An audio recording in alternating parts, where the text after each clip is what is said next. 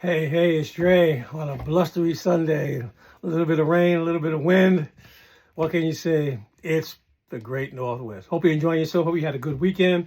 Hope you're looking forward to rocking and rolling not only today, but for the rest of the week, for the rest of the month, for the rest of the year, for the rest of your days.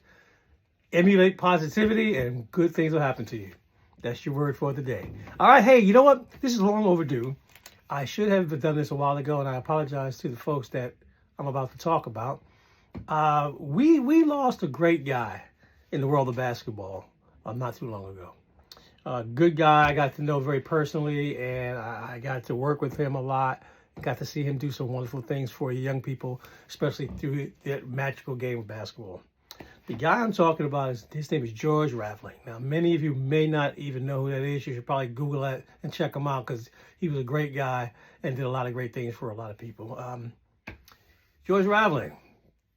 You would probably know him best if you're from the Great Northwest by his stint at Washington State University, where he did some good work over there. But in basketball in general, for the USA team, for international play, for the college game, even for the pro game, he was phenomenal at all that he has done for the game. He was a great person, a great coach, and a great friend. A little bit about good old George. He was a former Villanova Wildcat student. He was big-time basketball player there.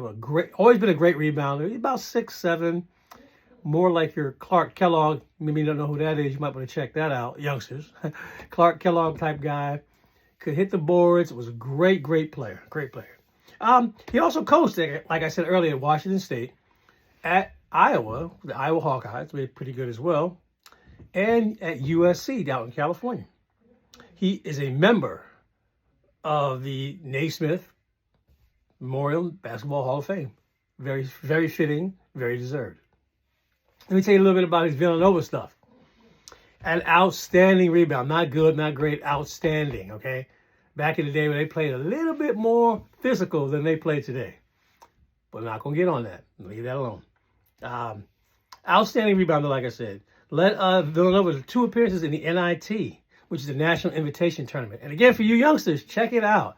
That was back when the NIT was bigger, more prestigious, more honorable than the NCAA tournament. More people wanted to get to that invitational than they did to the regular NCAA. But that was back in the day. Check it out.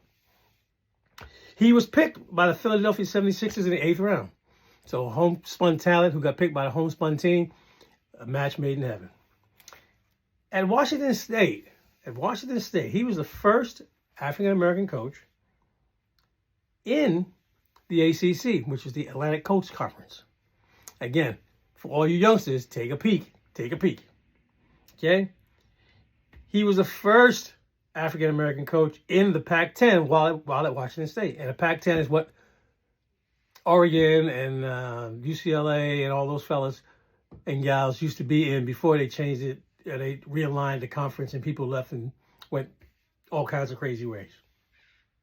He is one of the winningest coaches in Washington State history.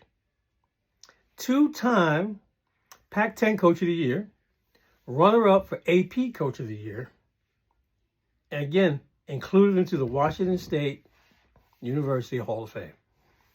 All of this from a team that was not well known, but anybody who played against Raveling's teams knew that they were in for a battle and it wasn't going to be easy. If you were fortunate enough to win, which is a big if, you were going to play for it. It wasn't going to be easy, or it wasn't going to be as easy as you thought. Okay? Moving on. My guy went to Iowa. 2 consecutive 20-win seasons. 2 consecutive 20-win seasons. 2 consecutive NCAA appearances. You earn the right by either winning your league or playing well enough that you get picked at an at-large bid. Again, anything I'm not saying that doesn't make sense to you, or I'm saying it makes sense to you, or it doesn't make sense, check it out. Do that little research thing, as you all like to do. Some of Raveling's recruits and outstanding players include B.J. Armstrong, future pro, played for the Chicago Bulls and the Charlotte Hornets. Kevin Gamble, who went on to be a star up in Boston for the Celtics. Ed Horton, Roy Marble, and Greg Stokes. all of them, like I said, went on to play for at least 3 years, if not more, in the NBA.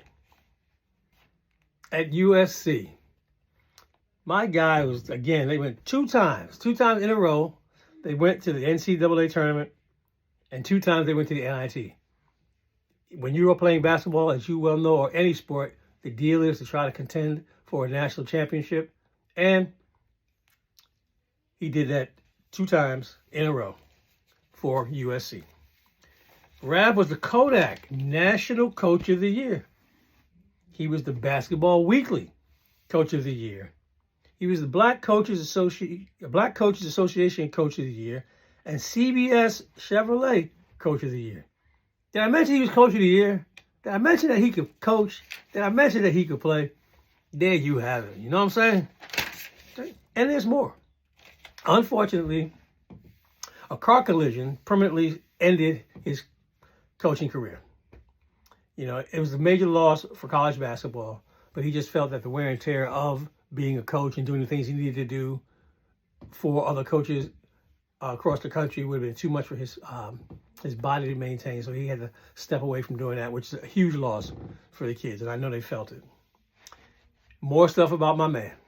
Rav was an assistant coach for the Pan American Games, West Regional of the Olympic Sports Festival, and Olympic teams and the USA team. So although he did not continue in college, he still continued to affect the game at a high level with a lot of star players and people that wanted to be better players. I mean, unbelievable. If you ever again, I can't tell you how much I miss him. I can't tell you how great he is. Man, he was definitely great. Other things, little tidbits about Rav that people don't know. And I call him Rav because I can. You can call him Coach Raveling, but I can call him Rav. He wrote 2 books. He wrote 2 books and he published 2 books on rebounding. He has been a color commentator for CBS Sports and Fox Sports and was the global marketing director of basketball for Nike, which is how I met him. Okay. We used to do a lot of work together, do a lot of good things, and produce opportunities for a lot of players.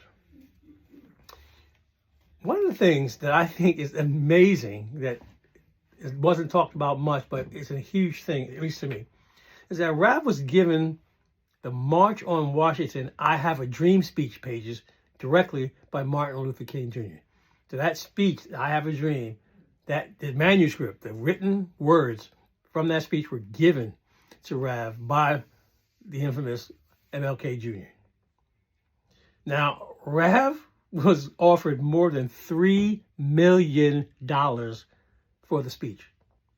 He has been offered all kinds of other incentives for that speech. And to his credit, he declined it. He held on to it. The pages were given to Villanova on a long-term loan agreement. So those papers will be at Villanova until there is no more Villanova. But that won't happen. The speech is currently on display at the National Museum of American History and Culture in Washington, D.C. So now it's a monumental deal, and it will never be affected. No one will ever get those minutes. They will always be on display for other people to take notice of. Again, Rav was a good one, and we will truly miss him. So that's all I got for Rav right now. I'll be back, no doubt. Appreciate you following me on my platform with YouTube, which is Andre Hawkins at Hey Hey It's Dre. Got any questions, comments, people you want to know about? Let me know. I'll be more than happy to do the research on it and get right back to you. All right, now. You know what we do. Hey, hey, it's Dre. That's all I got for now. See you all next time.